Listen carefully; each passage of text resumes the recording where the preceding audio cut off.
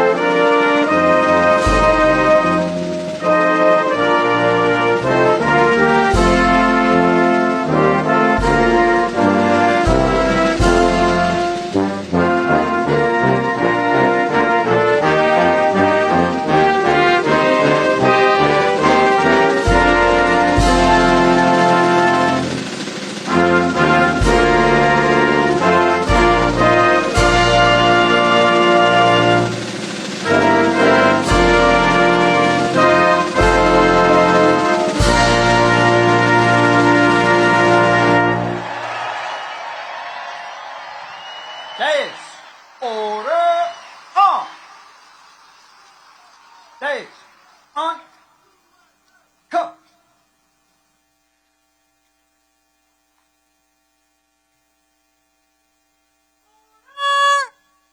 Arms. On.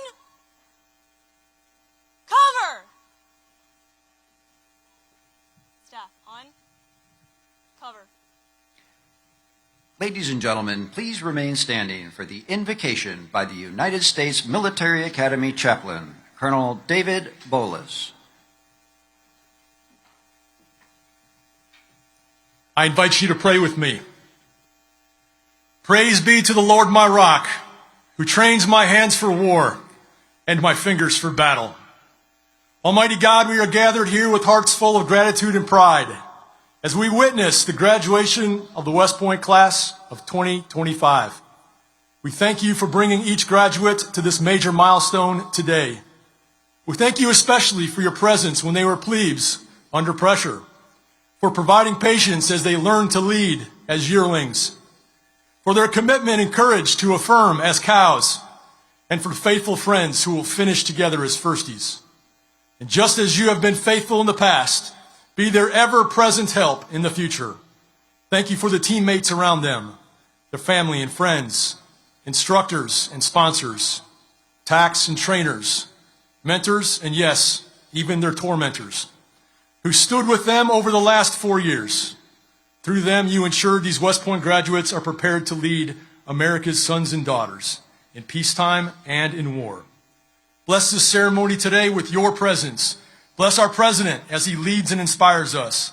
And God bless the United States of America. In your holy name, I pray. Amen.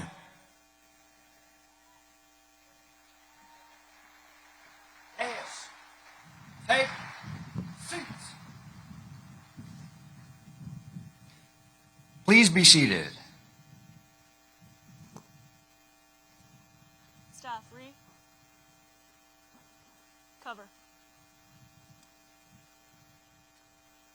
Take seats. Staff, dismissed.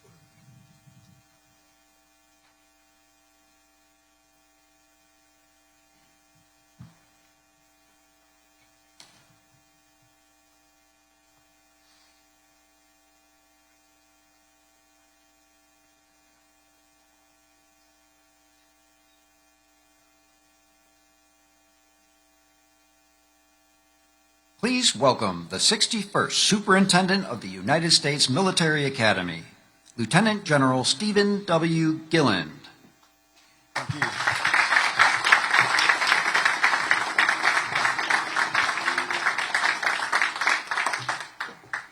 Mr. President, Congressman Womack, Congressman Ryan, Secretary Driscoll, General George, our Chief of Staff of the Army, distinguished guests and alumni, teammates, family and friends, ladies and gentlemen, good morning and welcome to West Point, home of the United States Military Academy.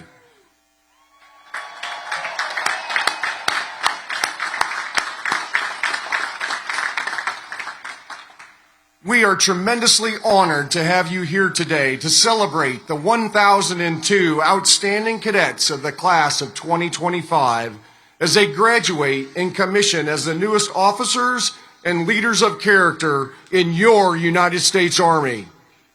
First, a very special welcome to the parents, grandparents, siblings, family, and friends of our graduates who are here today. Let's give them a round of applause.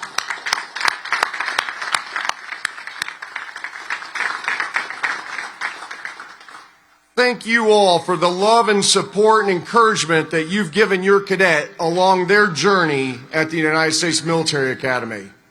I'd like to acknowledge the members of the 50-year affiliate class for our graduating class, the Courage and Drive class of 1975.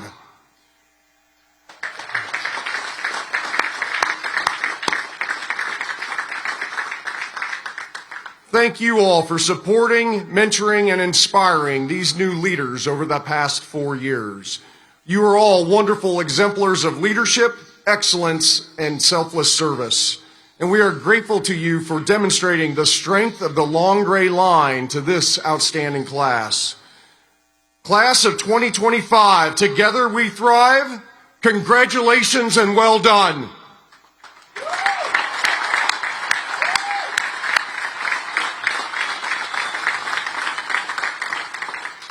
Today, your cadet experience at West Point may come to an end, but today really marks a milestone in your personal journey as you assume the mantle of leadership as officers in our Army.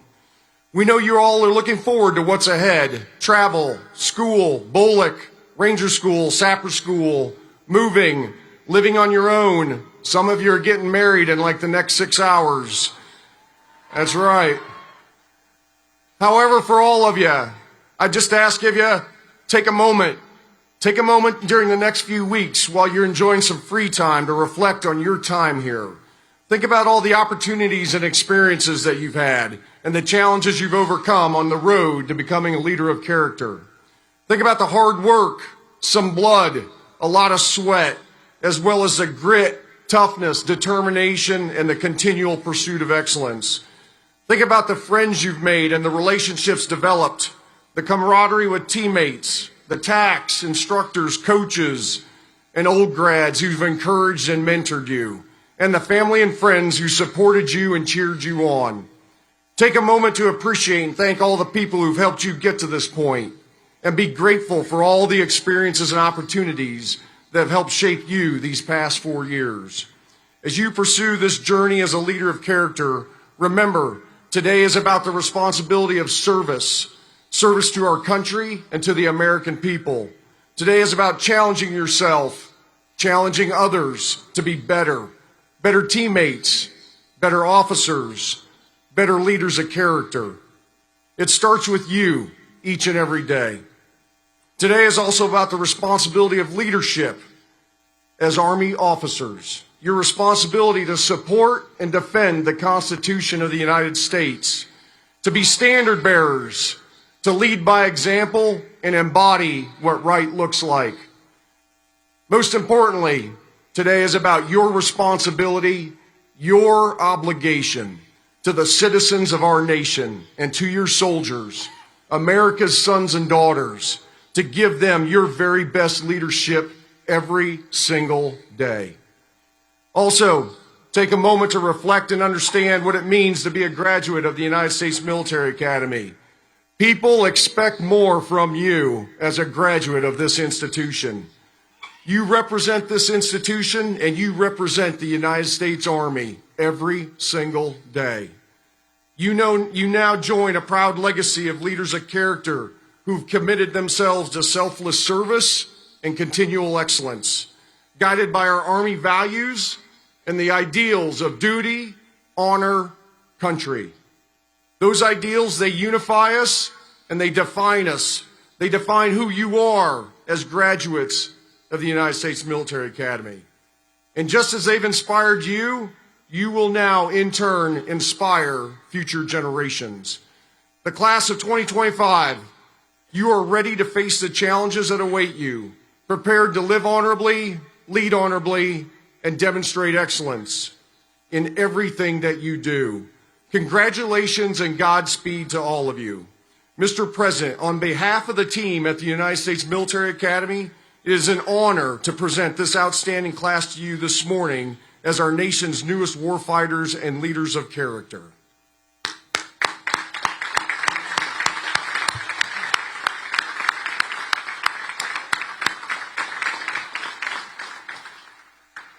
Ladies and gentlemen, it is my honor to introduce this morning's commencement speaker, the 45th and 47th President of the United States, President Donald J. Trump.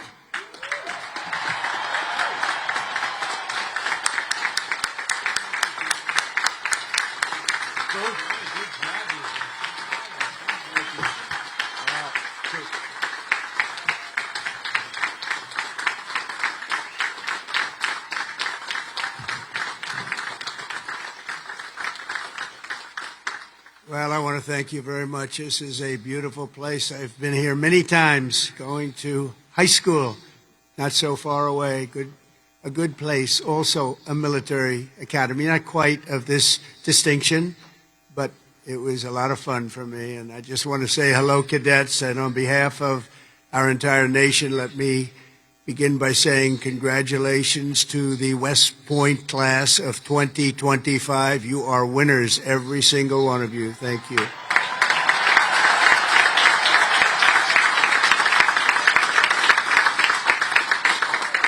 And now we want you to relax, and I'm supposed to say at ease, but you're already at ease. You're at ease because you made a great choice in what you're doing. Your choices in life have been really amazing.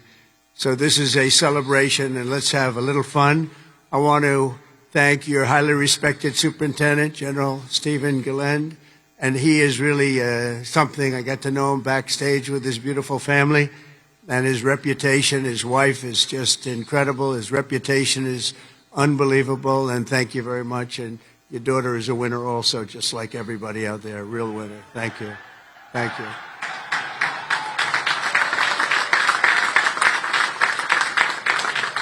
I also want to thank your Commandant General R.J. Garcia, Secretary of the Army Dan Driscoll, Army Chief of Staff General Randy George, Senator Ashley Moody, Representatives Steve Womack, Bill Heisinger, Pat Ryan, Mark Green, Keith Self, Acting U.S. Attorney Alina Haba, and very much just all of the friends. We have a lot of friends in the audience today, and I just want to thank them all for being here. We have a tremendous amount of my friends. They wanted to come up, and they wanted to watch this ceremony, and they wanted to watch you much more so than me. So I just want to thank so many people are here. Over the past 4 years, an extraordinary group of professors, teachers, coaches, leaders, and warriors have transformed this class of cadets into an exceptional group of scholars and soldiers. And so let's give the entire group, the entire West Point faculty, the staff, for their incredible love of you and outstanding devotion to the Corps. Let's give them a little hand.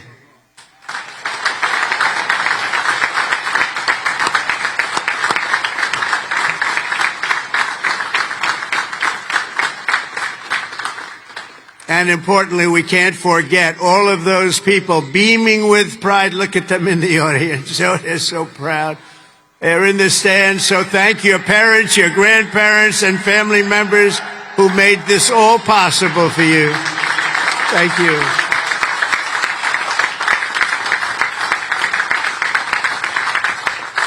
And I think they must have done something right based on what I'm looking at.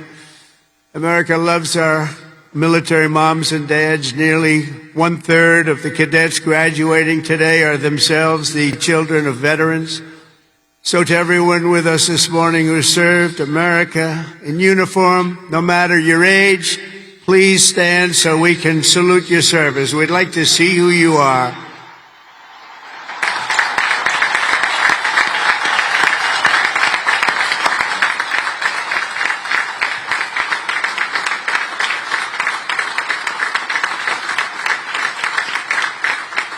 Congratulations. Great job. Every cadet on the field before me should savor this morning, because this is a day that you will never, ever forget. In a few moments, you'll become graduates of the most elite and storied military academy in human history, and you will become officers in the greatest and most powerful army the world has ever known. And I know because I rebuilt that army, and I rebuilt the military.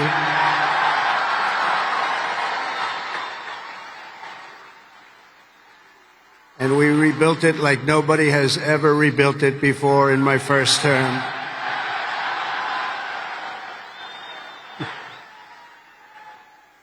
Your experience here at West Point has been anything but easy.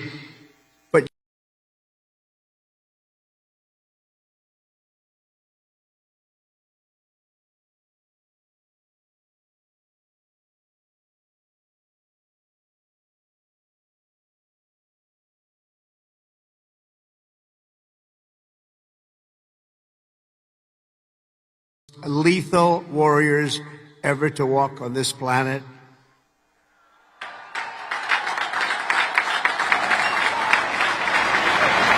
Say, mission accomplished. Great job.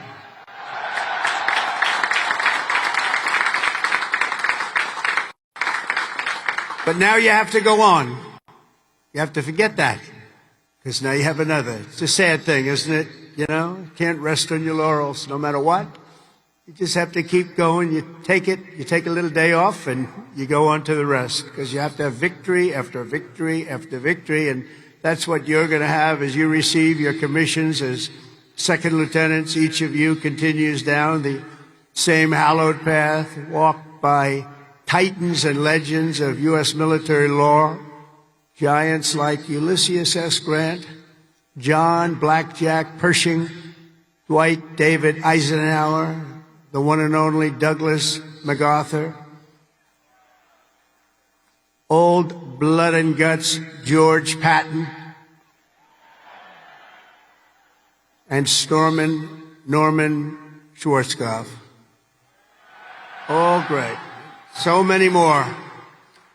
They and countless other patriots before you have walked out of these halls and straight into history, and today you officially join those immortal heroes in a proud ranks of the long gray line. You know that term, so beautiful, the long gray line.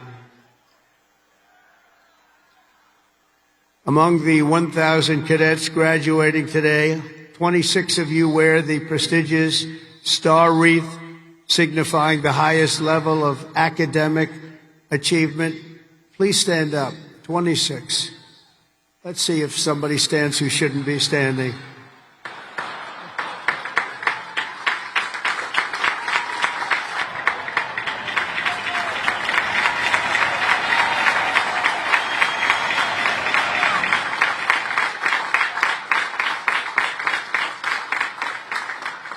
This class includes an incredible 4 Rhodes Scholars. Stand up, please. 4.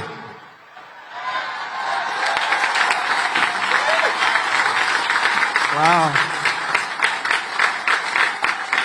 That's tied for the most of any West Point class since 1959. That's great. 4. Congratulations. Boy, oh boy, oh boy. I want to bring them right to the Oval Office. I don't want to have them go too far away from me. 8 cadets here today took on the challenge of designing their own hypersonic rocket. Oh, we can use you. We're building them right now. You know, we had ours stolen. We are the designer of it. We had it stolen during the Obama administration. They stole it. You know who stole it? The Russians stole it. Something bad happened. But we're the designer of it, and we're now building them, and lots of them. And earlier this year, they launched it into space, setting a world record for amateur rocketry. Can't get you in there fast enough. This class excelled not only mentally, but also physically last January when more than 1,000 cadets volunteered for an 18.5-mile march on a freezing winter night. Cadet Chris Verdugo completed the task in 2 hours and 30 minutes flat, smashing the international record for the competition by 13 minutes. Where is he? Where is he? Come up here. Come up here, Chris. Get up here, Chris. Wow. Come here. That's by 13 minutes. Come here, Chris. I want to see this guy.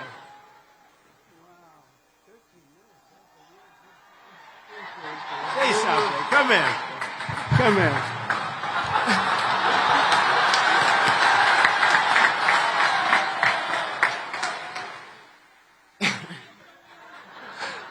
It's been a long 5 years, but I couldn't have done it with any of these guys. Love you guys all. Thank you. Wow.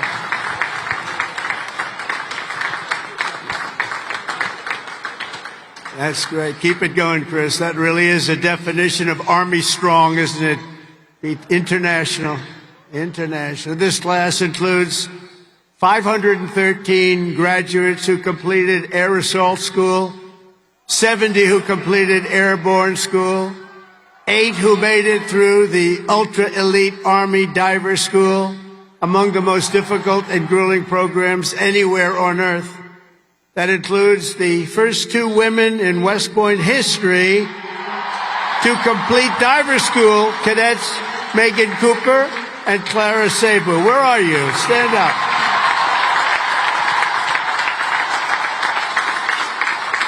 Where are they?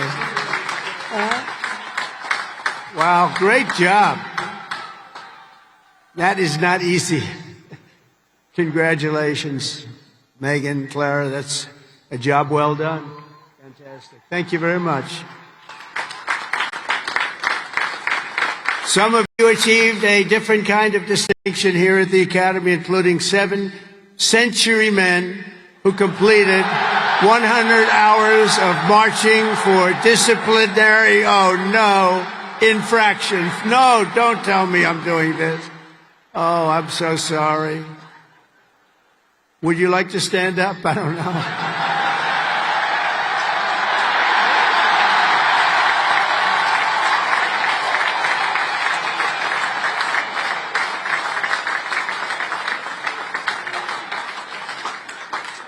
I think I saw Chris standing up. Chris, what's going on here? Well, you had one good, one not so good, right, Chris? Can't believe Chris is standing up. But we want everyone to leave here today, Chris, so you're going to be okay, because I'm going to do something with a clean slate.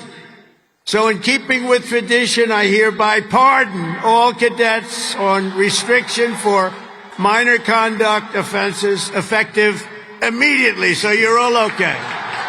You're all okay.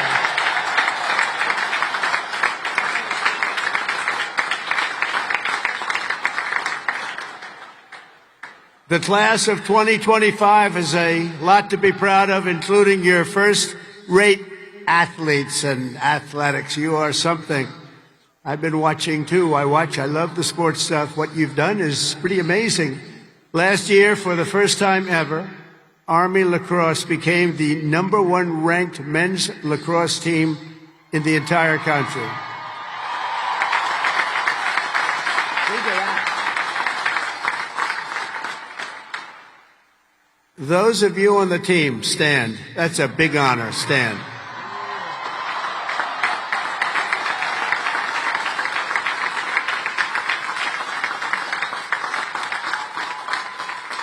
Great. That's a tough sport, too. That's #1 in the country. Your sophomore year, Army football beat Navy 20-17. And the next year, you did it again, beating Navy 17-11 and dominating Air Force 23-3.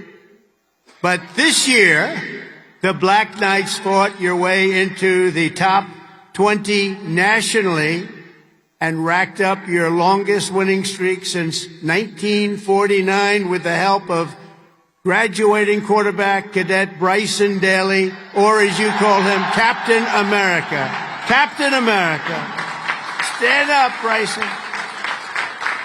Where's Bryson? We got to get him up here, right? Come on, Bryson. Come on. Man, oh, man. I heard I came to a game and I said, yeah, he can get into the NFL, can he? But he chose this life. And you know what? I think he made a good choice. Come on up here, Bryson. Come on up. Wow.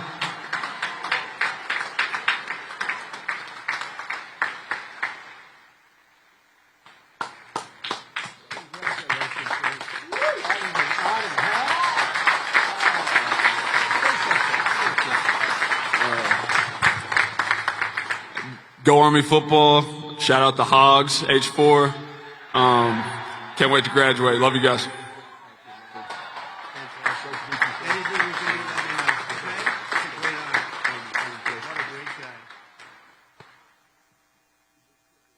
Well, I just tapped his shoulder. It's like I hit a piece of steel.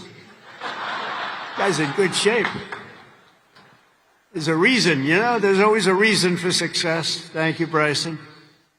At a time when other top college quarterbacks were thinking about going pro, Bryson's mind was on something else. As he told an interviewer earlier this year, I'm focused on my career as an infantry officer. That's what he wants to do.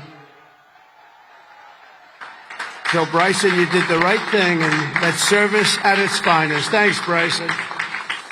That's amazing. He's an amazing guy with an amazing team.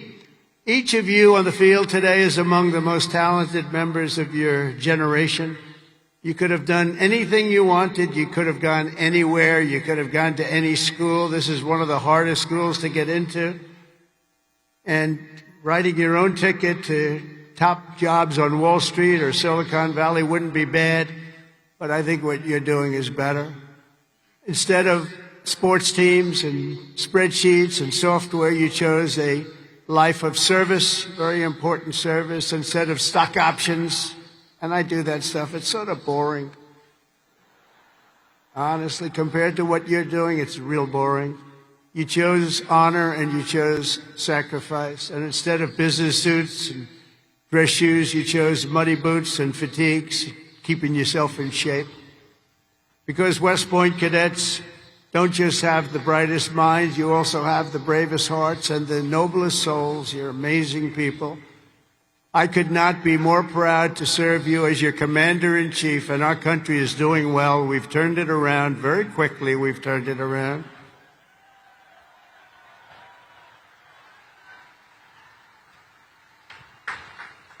I just got back from the Middle East, and I was at, as you know, Saudi Arabia, Qatar, UAE, and I will tell you, they said, all three leaders, great leaders of those three nations, they all said the same thing.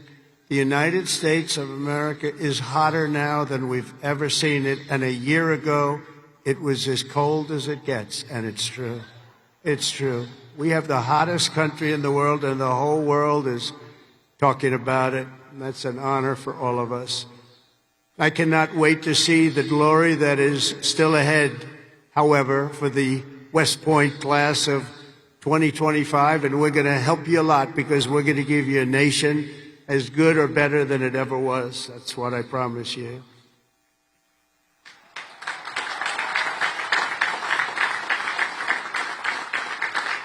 All the victories that you've had together on these grounds will soon pale in comparison to the momentous deeds that you'll perform on the mission you're accepting today. And as a future leader of America's Army, and we have that Army geared up, we have ordered, we just went $1 trillion military budget, General. Do you know that? $1 trillion. Some people say, could you cut it back? I said, I'm not cutting 10 cents. There's another thing we can cut. We can cut plenty of others. Right, Dan? We can cut plenty of other things. And you have a good man in Dan, too, General. I think you're going to find that. It's a very different warfare out there today. Now they've introduced a thing called drone. A drone is a little bit different. It makes you have to go back and learn a whole new form of warfare, and you're going to do it better than anybody else. There won't be anybody close. Generation after generation, the men and women of the Army have done whatever it takes to defend our flag, pouring out their blood onto the fields of battle all over the world. And all over the world, you're respected like nobody is respected. Our soldiers have sprinted through storms of bullets, clouds of shrapnel, slogged through miles of dirt and oceans of sand, scaled towering cliffs of jagged rock. And time again, the American soldier has charged into the fires of hell and sent the devil racing in full retreat.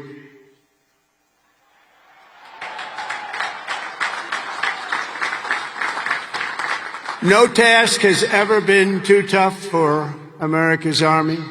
And now that 250-year legacy of glory and triumph belongs to you, the 1,000 newest officers of the greatest fighting force in the history of the world. And that's what you are, and that's what you're being thought of again.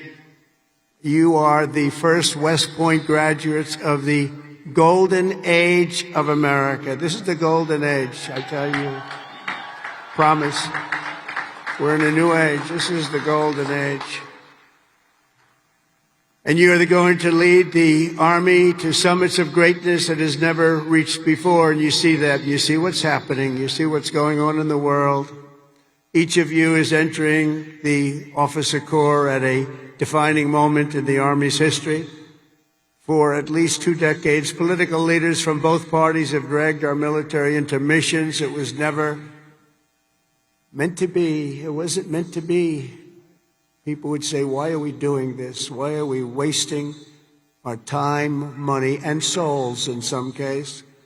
They sent our warriors on nation-building crusades to nations that wanted nothing to do with us, led by leaders that didn't have a clue in distant lands, while abusing our soldiers with absurd ideological experiments here and at home. All of that's ended. You know that. All of it's ended. It's ended strongly ended. They're not even allowed to think about it anymore. They subjected the armed forces to all manner of social projects and political causes while leaving our borders undefended and depleting our arsenals to fight other countries' wars. We fought for other countries' borders, but we didn't fight for our own border, but now we do, like we have never fought before, by the way. But under the Trump administration, those days are over. We're getting rid of the distractions, and we're focusing our military on its core mission, crushing America's adversaries, killing America's enemies, and defending our great American flag like it has never been defended before.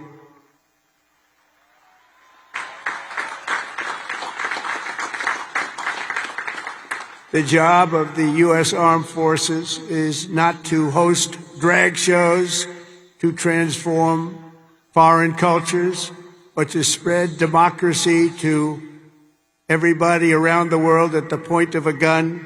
The military's job is to dominate any foe and annihilate any threat to America, anywhere, anytime, and any place.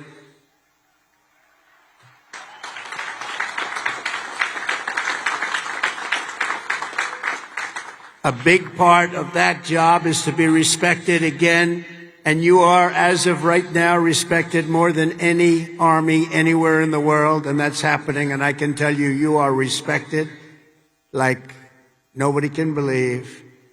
As president, I am laser focused on our core national interests. My preference will always be to make peace and to seek partnership, even with countries where our differences may be profound. As you know, we're working on a lot of things right now. When I left office 4 years ago, we had no wars, we had no problems, we had nothing but success. We had the most incredible economy, the single greatest economy for a president in history. I think we're going to beat it this time by a lot, if you want to know the truth. But we had something going on very special. But if the United States or its allies are ever threatened or attacked, the Army will obliterate our opponents with overwhelming strength and devastating force. That's why my administration has begun a colossal buildup of the United States Armed Forces, a buildup like we've never had before. Peace through strength. You know the term. I've used it a lot.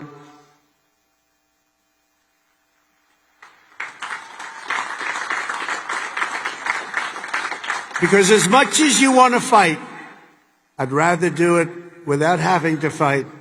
I just want to look at them and have them fold. And that's happening. That's happening. And I've approved a $1 trillion investment, and that will be, again, the largest ever in the history of our country.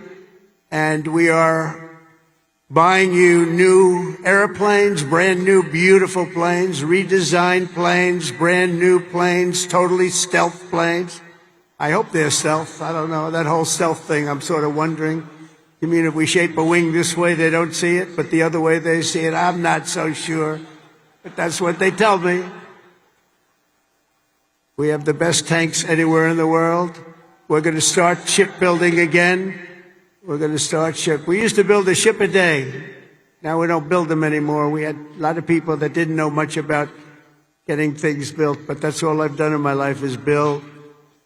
We're going to have the best missiles. We already do. Drones and much, much more. And earlier this week, I think you'll like this, I announced that we are officially building all in America, made in America, designed in America. We're the only ones that could do it because we're the only ones with the great technology. We're building the Golden Dome missile defense shield to protect our homeland and to protect West Point from attack. And it will be completed before I leave office.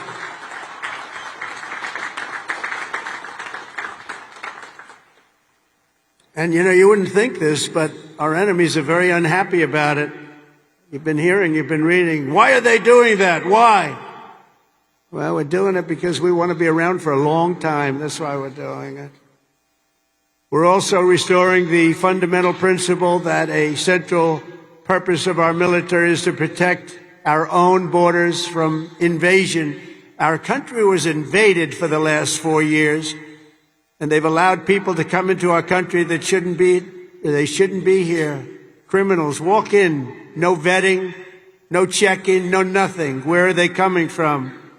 And they were taking people out of prisons. They were taking gang members. They were taking the mentally insane and allowing them to come in, and we're getting them out of our country. We have no choice. We're getting them out and bringing them back where they came from. Have no choice. And it's not easy. It's not easy. But hopefully the courts will allow us to continue. You know, we had the greatest election victory. This was November 5th. We won the popular vote by millions of votes. We won all 7 swing states. We won everything. We won 2,750 districts. against 505, 2,750 against 505. We had a great mandate, and it gives us the right to do what we want to do to make our country great again, and that's what we're going to do. And on day one, I deployed our military to the southern border, and since that day, we've reduced the number of illegal border crossings where there used to be hundreds of thousands of people coming into our country a day. We had nobody come in the last week and a half. We were at 99.999%. 99.999. Think of that. That was with the help of our military. We had one person come in. One. You know why? He got very sick. We brought him through to have him brought to a hospital. One person. And for that, please don't hold me responsible, but that's okay. They did the right thing. Gone are the days where defending every nation but our own was the primary thought. We are putting America first. We have to put America first. We have to rebuild and defend our nation. And very shortly, you're going to see a nation better than it's ever been. And you see that with the trade. For years, we've been ripped off by every nation in the world on trade. We've been ripped off at the NATO level. We've been ripped off like no country has ever been ripped off, but they don't rip us off anymore. They're not going to rip us off anymore. And you're seeing it. You have to watch what we're doing on trade. I know it's not your primary thing, but it's quite important in all fairness. But watch. You'll see what's going on. You've been reading about it over the last few days. We're making deals with other nations that were nobody thought it would be even possible. And the reason is very simple. They respect us again. They're respecting our country again. That's what you want.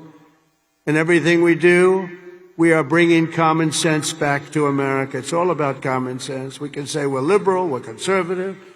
The new word is progressive. They don't like using the word liberal anymore. That's why I call them liberal. But whatever you are, most importantly, you have to have common sense, because most of it's about common sense when you get right down to it. And we have a lot of people with a lot of very smart people, but they have to have common sense. And we've liberated our troops from divisive and demeaning political trainings. There will be no more critical race theory or transgender for everybody forced onto our brave men and women in uniform, or on anybody else for that matter in this country. And we will not have men playing in women's sports, if that's okay.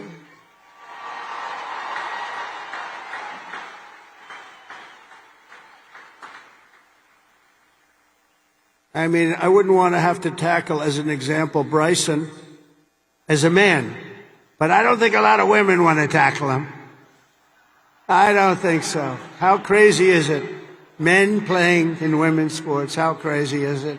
So ridiculous. So demeaning. So demeaning to women. And it's over. That's over. We've ended it.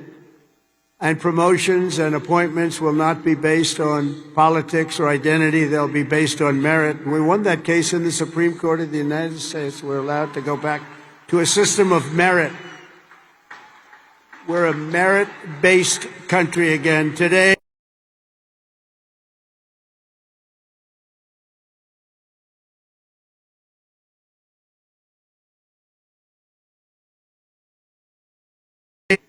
recruiting shortfalls. And just last year was the worst of all, the last year of the Biden administration.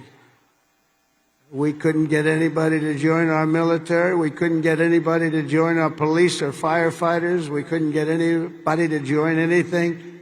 And right now, just less than a year later, we just set a brand new peacetime recruiting record. The most people joined, and we are brimming. In fact, be careful. There's somebody going to try and take your job. Be careful. You better be good. We are brimming with confidence, and we're brimming with people. We had the best recruiting month that we've had in memory. Nobody remembers anything like it. And that's all because they have spirit now. They have spirit. They have a spirit for our country. And now everybody wants to be doing what you're doing. Think of that. So it's really a great honor, I will say. And I'm pleased to report that by next week, the Army is expected to surpass its recruiting targets for the entire year, something that hasn't happened in 28 years where we've had that. So that's pretty good.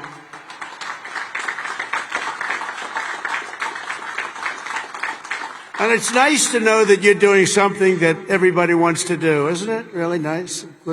I hated to hear that. During the campaign, I was hearing that you couldn't get people to enlist, but now we're getting people, and it's sad because we're telling so many people, I'm sorry, we can't do it.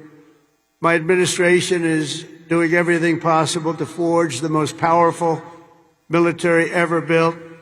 But ultimately, the task of keeping America strong and safe in the years ahead is going to belong to you. Among you are the lieutenants, majors, colonels, and generals who will lead the Army for the next 10, 20, 30, and even 40 years. So as Commander-in-Chief, let me offer a few words of advice as you begin your Army careers. And I thought I'd do this, and I can make this to a civilian audience or to a military audience. It's pretty much the same. And I did this recently at Ohio State, and they really liked it. I gave them a little advice as to what I see for what you want to do and some tips. And first of all, and you've already done it, different from civilians, they're making their decision right now. You've already made your decision. I love your decision. You have to do what you love. You have to do what you love. If you don't love it, you'll never be successful at it. And you've done this, and you really, many of you in the audience, many of you that are graduating, you come from military backgrounds or you love the military. It's what you want to do. It's what you want to talk about. One thing I see about people that love the military, that's all they want to talk about. I'll be out to dinner, and generals, if they love their job, usually the only good ones are the ones that want to talk about it all the time.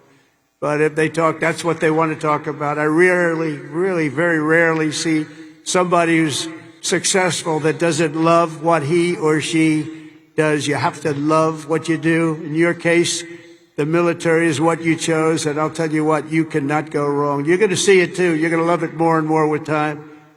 You know, I work all the time. That's all I do is I work, whether it's politically or before that. I was a very good businessman, in case you haven't heard, really good. But I was good because I loved it. I loved it. I learned from my father a little bit. My father was a happy guy, and all he did was work. He'd work Saturdays, Sundays. He'd work all the time, and he was a happy guy. He just loved life. And I learned that. I say, you know, it makes him happy. I've seen other people that never work, and they're not happy. But you got to love it. Otherwise, you won't be successful. In the Army, there are a lot of different paths you can take. So follow your instincts and make sure that you take the path that you love, that you're doing something that you love within your military. You will be happier, and the Army will be far stronger for it. Second is to think big. Always think big. If you're going to do something, you might as well think big, do it big, because it's just as tough, and sometimes it's a lot easier thinking big than doing a small task that's more difficult. One of your greatest graduates, General Eisenhower, used to say, whenever I run into a problem that I can't solve, I always like to make it bigger to solve it and solve more of it. If you're going to solve a problem, it might as well be a big problem as opposed to a small problem that lots of people can take advantage of and solve. So you can achieve something really amazing. Think big. Third, though, you got to do this. Brain power you have to have. Potential you have to have. But to be really successful, you're always going to have to work hard. An example is a great athlete, Gary Player, great golfer. He wasn't as big as the other men that were playing against him, great, big, strong guys. Gary was a smaller guy. I don't want to say too small. He's a friend of mine. He gets a little angry at people because he hits the ball just this far. He said, I hit the ball further than them. Why am I small? but he worked very, very hard. He was always doing exercise. He was well ahead of his time. He never stopped. He won 168 golf tournaments. He won 18 majors, 9 regular and 9 on the senior tour. 18 with 168. That's the most tournaments internationally, the most tournaments anybody's ever won. But he made a statement years ago, and I heard it. He's the first one. I think I've heard it a couple of times since, but he was the first. He said, it's funny. The harder I work, the luckier I get. And think of that. The harder I work, the luckier I get. And he worked hard, and you're working hard, and the harder you work, the luckier you're going to get. Fourth is, don't lose your momentum. Momentum's an amazing thing. Keep it going. I tell a story sometimes about a man who was a great, great real estate man. He was a man who was admired for real estate all over the world, actually, but all over the country. He built Levittowns. He started as a man who built one house. Then he built 2. Then he built 5. Then he built 20. Then he built 1,000. Then he built 2,000 and 3,000 a year. And he got very big, very big. He was great at what he did. You see him all over the country still, Levittowns. This was a long time ago, but he was the first of the really, really big home builders. And he became very rich, became a very rich man. And then he decided to sell. He was offered a lot of money by a big conglomerate, Gulf and Western, big conglomerate. They didn't do real estate. They didn't know anything about it, but they saw the money he was making. They wanted to take it to a public company. And they gave him a lot of money, tremendous amount of money, more money than he ever thought he'd get. And he sold his company, and he had nothing to do. He ended up getting a divorce, found a new wife. Could you say a trophy wife? I guess we can say a trophy wife. It didn't work out too well. But that doesn't work out too well, I must tell you. A lot of trophy wives, doesn't work out. But it made him happy for a little while at least. But he found a new wife. He sold his little boat and he got a big yacht. He had one of the biggest yachts anywhere in the world. He moved for a time to Monte Carlo and he led the good life. And time went by and he got bored. And 15 years later, the company that he sold to called him and they said, the housing business is not for us. You have to understand, when Bill Levitt was hot, when he had momentum, he'd go to the job sites every night. He'd pick up every loose nail. He'd pick up every scrap of wood. If there was a bolt or a screw laying on the ground, he'd pick it up and he'd use it the next day in putting together a house. But now he was spoiled and he was rich. He was really rich. And they called and they said, this isn't for us, this business. We do other things. Would you like to buy it back? We'll sell it back to you cheap. And they did. He bought it. He bought it. He thought he made a great deal and he was all excited. But it was 15 years later. He lost a lot of momentum. Remember the word momentum. And he lost everything. It just didn't work. He lost everything. And I was sitting at a party on Fifth Avenue one night, a long time ago. And you had the biggest people in New York, the biggest people in the country, all in that party. And they were all saluting each other, how great they were. They were all telling each other, I'm greater than you. Gets me really, gives you a headache sometimes. But they had all these people, they're telling their own stories about how fantastic, a cocktail party. And I looked over and I was doing well. I was invited to the party, so I had to be doing well. I was very, very young. But I made a name in real estate. And I looked over and at the party, sitting in a corner all by himself, nobody was talking to him, was Mr. Levitt. He had just gone bankrupt, lost everything. He had lost everything, his home, everything. And I went over and talked to him because he was in the real estate business and I loved real estate. And I said, hello, Mr. Levitt, how are you? He said, hello, Donald, it's nice to meet you. He knew me from being in the business. I said, so how's it going? He goes, not well. It's really not going well, as you've probably read. It's been a very, very tough period for me, son. I said, so what happened? It's just anything you can do? He goes, no, there's not a thing I can do. He said, I'll never forget. He said, I've lost my momentum. I just didn't have it. I used to have it, but I lost my momentum. So it's a story I tell, and you have to know when you have the momentum, but sometimes you have to also know when you've lost the momentum. And leaving a field sometimes, leaving what you're doing sometimes is okay.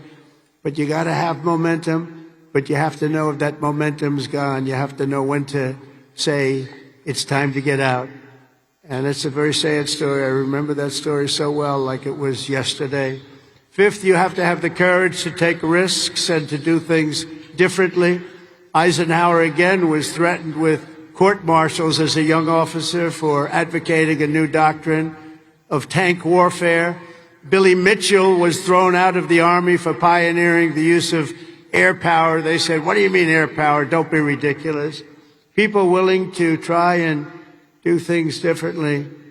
It's never going to be easy for them, but they're the ones that are going to really do the important things. They're the ones who are going to make history. So don't be ashamed and don't be afraid. This is a time of incredible change, and we do not need an officer corps of careerists and yes men and people that want to keep it going the way it's been, because it changes rapidly, especially what you're doing. Because believe it or not, you're in a business and profession where things change as rapidly like warfare, the type of warfare. Unfortunately, we're getting to see it with Russia and Ukraine, and we're studying it, and it's a very terrible thing to study. But we're seeing the different forms of warfare. We're seeing the drones that are coming down at angles and with speed and with precision. We've never seen anything like it. We've never seen anything like it, and we're learning from it. But your profession changes very rapidly. You've got to be at the top of it. You've got to be right at the head of the needle. We need patriots with guts and vision and backbone who take personal risks to ensure that America wins every single time. We want to win our battles. You know, I defeated ISIS in 3 weeks. They told me it would take 5 years. And the general that did it, you know that story, was named Raisin Cane. His name is Dan Cane, but his nickname was Raisin Cane. I said, your name is Raisin Cane. I love that. Is that a nickname? That's what they call me, sir. I love you, General. I think you're the guy I'm looking for. I want to know a guy named Raisin Cane, and he is now the head of the Joint Chiefs of Staff, and he's a highly respected man. And we defeated, think of it, ISIS. They said, how long in Washington? Sir, it will take 4 years to defeat them, maybe 5. And maybe we won't, because they're all over the place. And then I met a man that said we can do it in 3 weeks, and he did it, 3 weeks. And that's why he's the head of the Joint Chiefs of Staff right now. And we did things that nobody thought were possible. We've had great military success.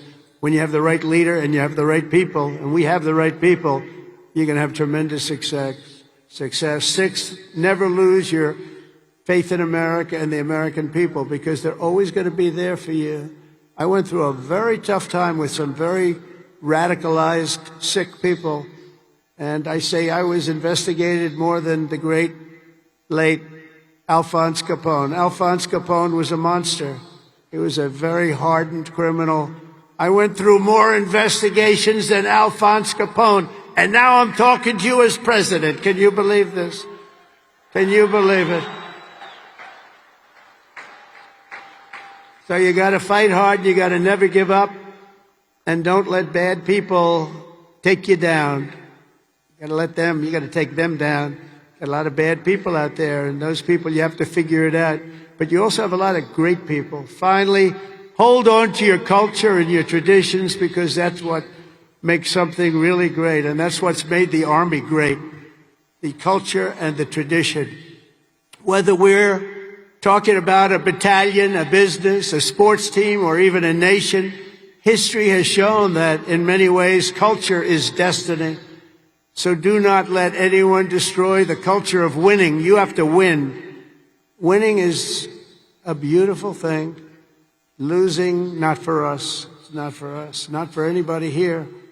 If it was, you wouldn't be here.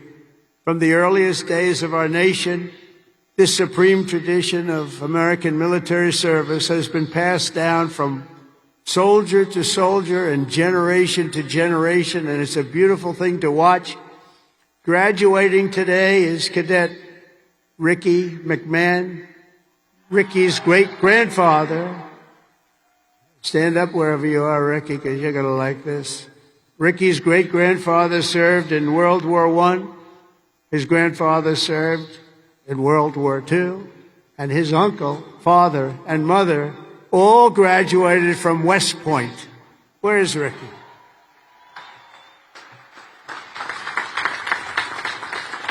In 2004, when Ricky was just a little tiny boy, who would think about that, Ricky, a little tiny boy?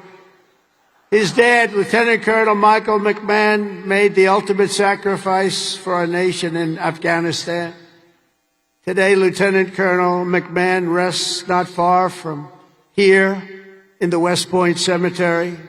Last year, 2 decades after losing his father, Ricky placed a gold chip from his dad's 1985 class ring into a crucible along 87 other rings were with it, of past West Point grads that were melted down to forge those now worn by the class of 2025. Do you all know that? Do you know that? What you're wearing? I want one. Ricky, I want one. Each of you will carry Michael's memory with you always as you continue the legacy he gave you. It gave you something that would be so proud. He would be so proud. He is proud as he looks down. To Ricky and his mom, Jeanette, you embody what this place is all about. And I know Michael, he's up there. He's smiling broadly, so proud. He's so proud of you today. You know that. And he's a man that couldn't be, and he is a man that couldn't be more proud. And I want to I just love that story. And everybody's ring, they're going to remember you. They're going to remember your family. And most importantly, you're going to remember a great tradition. It's a great tradition of West Point and of winners. Thank you very much. It's great to meet you. Thank you. You can sit down. You want to come up? If you want to come up, come up. Come on up. Come on up here. That's nice. You're a handsome guy. They're all good looking here. I don't know what's going on. The whole crowd is beautiful. Thank you very much.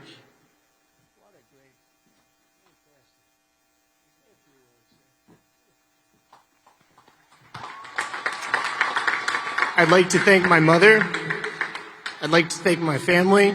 And I'd like to thank G3, Go Gophers.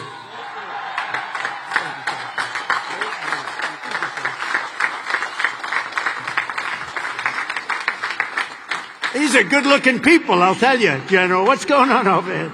Look like all a bunch of male models. I can't stand it.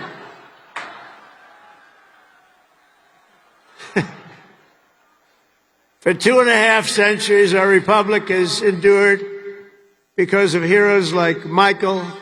They've laid down their lives for America, and because young people like all of you have picked up the banner of service and carried forward the flag of freedom from Lexington to Yorktown, from Gettysburg to Sicily, and from Incheon to Fallujah.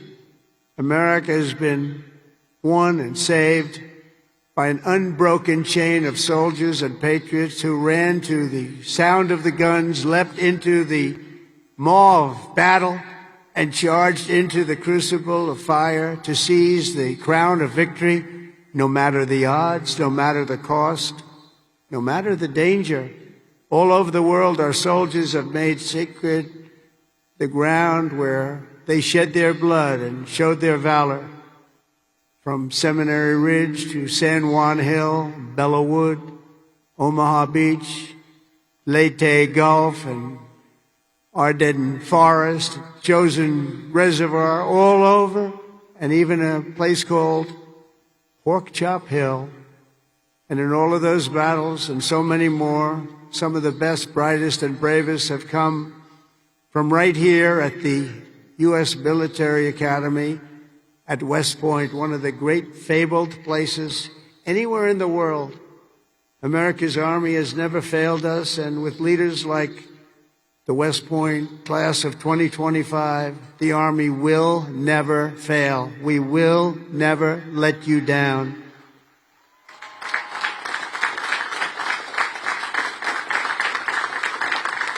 And over the last week, I had the honor of speaking to the heads of many countries, and they would say, 2 weeks ago, they say the 8th, they said, "Sir, we're celebrating the victory today of World War II."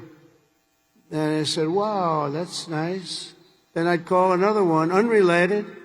"Sir, we're celebrating the victory of World War II." Then I called up President of France on something also unrelated.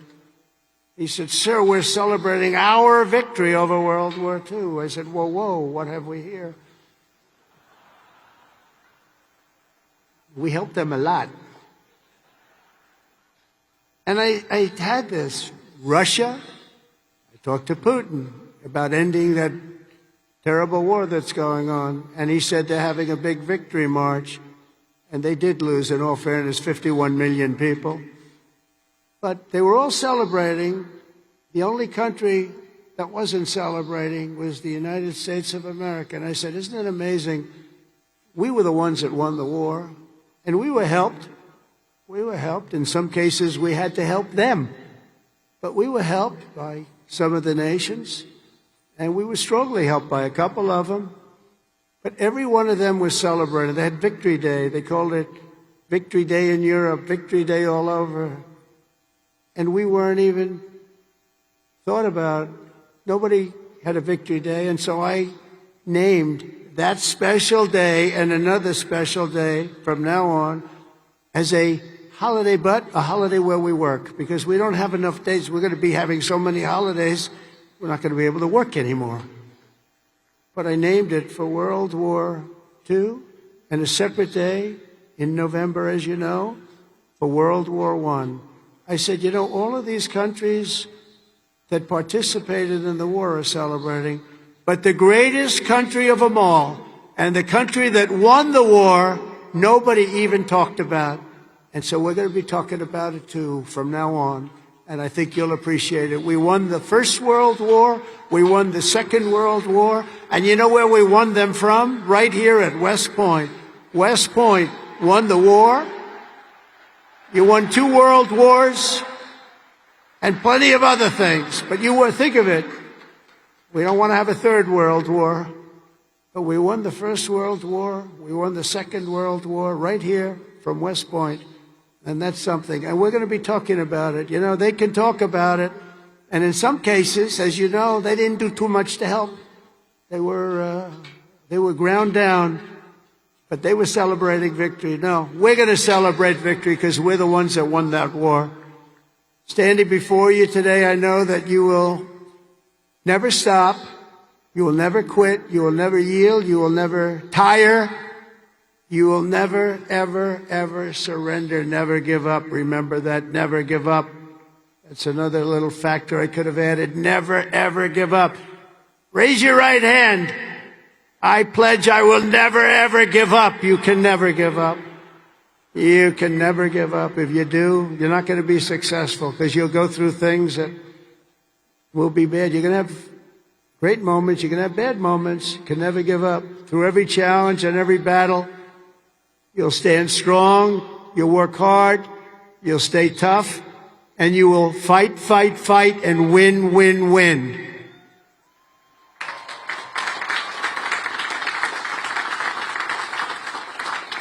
So I want to just congratulate you all. I'm going back now to deal with Russia, to deal with China. What's that all about? That's it.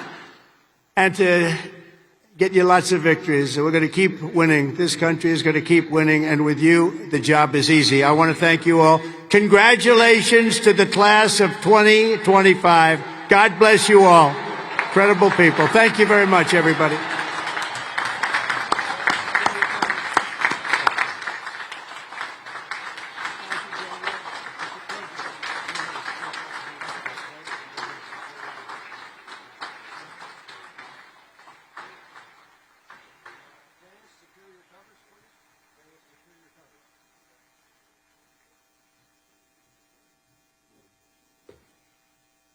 Ladies and gentlemen, at this time, please remain standing for the presentation of the class gift. The class president, Cadet Catherine LaRue, will present a panoramic photo of the class of 2025 to the president. President Trump, on behalf of the class of 2025, I would like to present you with this class photo as a token of appreciation for your inspiring words today. Thank you, sir. Beautiful. Thank you very much.